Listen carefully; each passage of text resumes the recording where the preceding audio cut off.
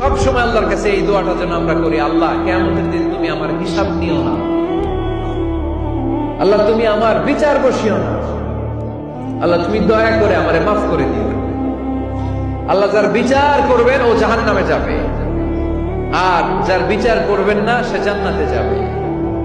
আল্লাহ যদি বিচার করে আর পাই টু পাই হিসাব নেয়, নামাজ পড়লি না কেন, রোজা রাখলি না কেন, মিথ্যা বললি কেন, খাদ্যে ভেজাল দিলি কেন, মাছে ফরমালিন দিলি কেন, যৌতুক খাইলি কেন, ঘুষ খাইলি কেন, উল্টাপাল্টা করলি কেন, জিনা করলি কেন, একটার পর একটা প্রশ্ন বানে যদি সেই ভয়ঙ্কর দিনে আল্লাহ আমাদেরকে জর্জরিত করে, আমাদের কোন উত্তর আছে?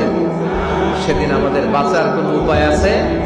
তাই আমরা সবাই আল্লাহর কাছে দোয়া করবো, আল্লাহ কোনো বিচার টিচার মানি না, কোনো বিচার করতে পারবো না, দয়া করবা। কথা কয় না? কি করবে? এবার আওয়াজ করে বলেন, বিচার চান না দয়া চান?